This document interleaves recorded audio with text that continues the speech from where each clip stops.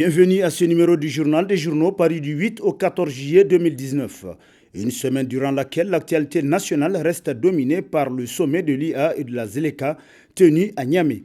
À cet effet, le sommet extraordinaire des chefs d'État de l'Union africaine à Niamey, le lancement de la phase opérationnelle de la ZLECAf, a été adopté à constituer l'un des titres à la une de l'hebdomadaire Niger Times. Selon qui, il faut noter la présence d'une trentaine de chefs d'État des pays membres de l'Union africaine, dont la participation au sommet témoigne de leur intérêt à la nouvelle dynamique d'orientation du commerce intracontinental de l'Afrique, qui fait d'ailleurs l'objet de sommets extraordinaires des chefs d'État. La ZLECAf, projet phare de l'agenda 2063 de l'IA, offre les perspectives d'un marché de 1,2 milliard de consommateurs avec un produit intérieur brut de 3 400 milliards de dollars, nous apprend Niger Times qui conclut. 54 pays ont signé le traité à compter de la date du 7 juillet 2019 où le Nigeria et le Bénin ont rejoint les premiers pays signataires et 27 l'ont ratifié. Sommet IA 2019, le bourg du ministre des Affaires étrangères titre entre autres à sa une l'hebdomadaire satirique Le Canard en furie qui nous apprend que dans l'ivresse de la fête, le ministre couvre le président de tous les superlatifs, voyant à travers l'homme le messie nouveau que convoite le monde. En tout cas, à l'en croire, les Nigériens ont de quoi être fiers de leur président, même lorsqu'après 8 ans de gestion, l'Éden promis n'est toujours pas au rendez-vous, faisant invariablement du pays le dernier de la planète Terre. Mais la fête a été belle. Aussi dit-il, comme pour montrer à quel point le président du Niger est devenu incontournable, une perle rare qu'on nous envierait et pour cause, il aurait vu des chefs d'État européens qui sont venus demander conseil auprès du président Issoufou et insiste-t-il, j'en étais témoin.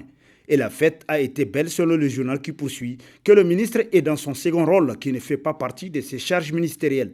Et l'on est tenté de se demander qui sont ces présidents européens venus au Niger, dernier pays du monde pour prendre conseil. Tiennent-ils vraiment à avancer cela?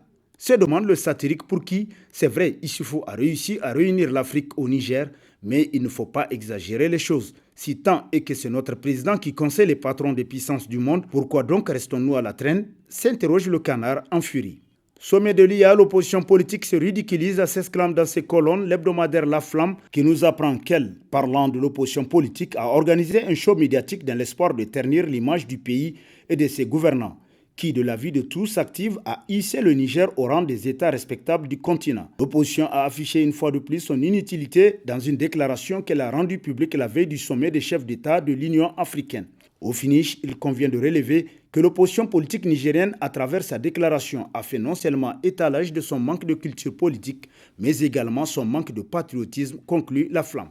Prescrire un apaisement après, titre dans sa rubrique Tribune, l'hebdomadaire Le Républicain, qui constate qu'elle s'est achevée dans la quiétude souhaitée, préparée et obtenue par les Nigériens. La cohésion nationale, sous toutes ses coutures, a apporté à nos hôtes la réponse qu'ils attendaient, selon ce qu'ils ont appris de l'exemplarité de notre hospitalité et de notre disposition à accomplir convenablement les missions à nous confier selon le journal qui renchérit nos autres partis, l'espoir inextinguible qui nous a permis de serrer les rangs pour contenir admirablement ce sommet. Cet espoir doit subsister.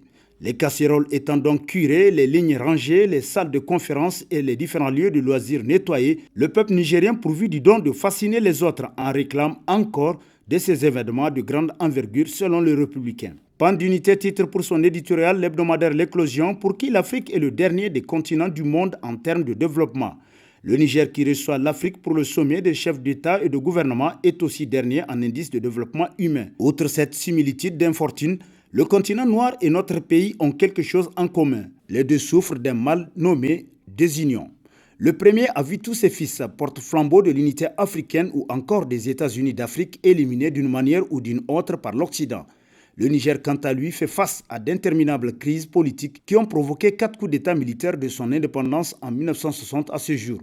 Aujourd'hui encore, le régime en place est à couteau tiré avec son opposition. La crise politique est réelle, selon le journal, pour qui nos malheurs sont nos désunions et tant que nous n'arriverons pas à le comprendre et à nous unir à l'échelle nationale et continentale, nous resterons toujours derniers et d'autres peuples s'enrichiront avec nos propres ressources. Le développement de l'Afrique se trouve caché dans l'unité africaine. La vraie union conclut l'éclosion. Sommet de l'IA, l'heure du bilan, titre à la une de sa parution en date du 10 juillet, le quotidien privé L'Enquêteur qui constate une maigre récompense. D'une certaine manière, les 32 chefs d'État et de gouvernement réunis à Niamey n'ont pas rendu justice à leur hôte, le président Mahamadou Issoufou. Ce dernier, il faut le lui reconnaître selon le journal, a ferraillé dur pour porter sur le fond baptismaux la zone de libre-échange continentale africaine. Pour récompenser cette débauche d'énergie hors du commun, il n'y avait rien de tel que d'ériger le siège du secrétariat général de la ZLECAf à Niamey.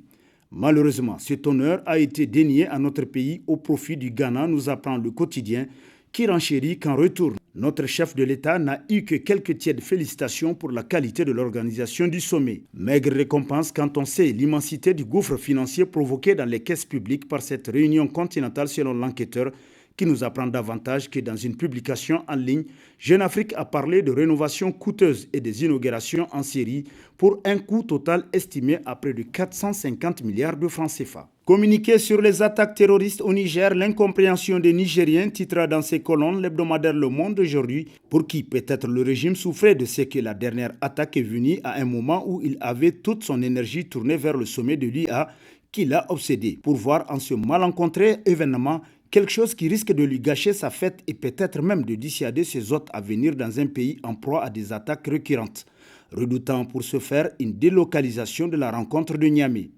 Aussi a-t-il fait le choix grave d'ignorer presque le drame et le deuil pour recevoir le sommet dans le faste et l'allégresse, quand même ceux qui viennent peuvent comprendre notre douleur pour compatir, vivre et partager avec nous par notre hospitalité et la réussite brillante de l'organisation de l'événement de l'IA. Faut-il le reconnaître, de jours non moins heureux, même frappés du deuil.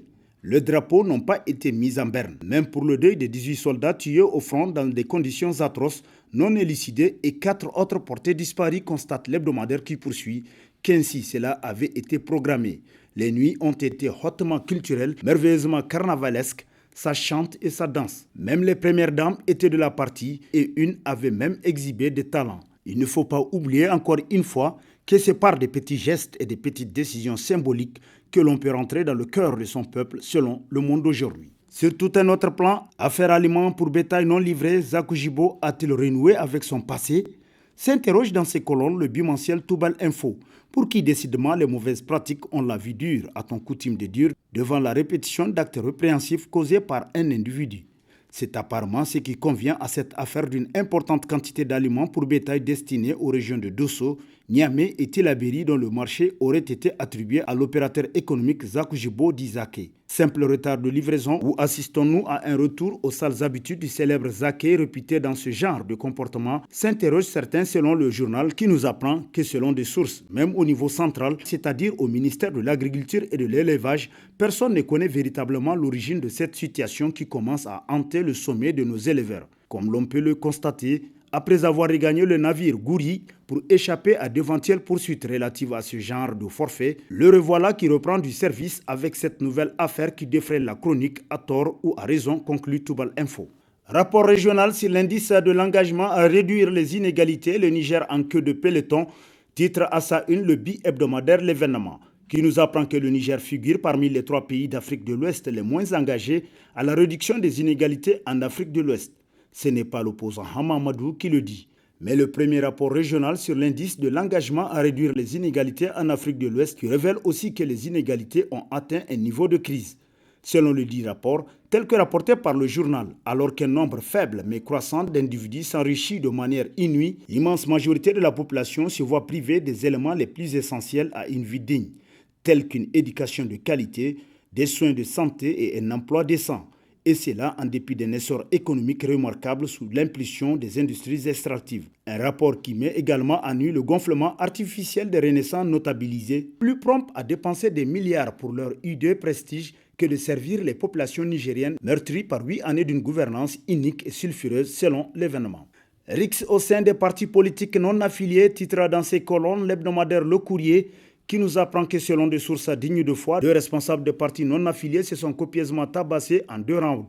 Le premier round s'est déroulé au cours d'une réunion préparatoire pour la convocation d'une assemblée générale des partis non affiliés. Au cours de cette réunion, le président du parti CNCC Africawa, Ambali Dodo Umaru, a refait le portrait au président du PS Imani, Adolphe Assogba. Le second round, c'est le temps des représailles avec la bastonnade de Dodo Ambali Umaru et ses partisans à son bureau. C'est à ce spectacle digne de 4 que se sont adonnés les 2 responsables des partis non affiliés. C'est ça le Niger d'aujourd'hui, selon le courrier qui conclut.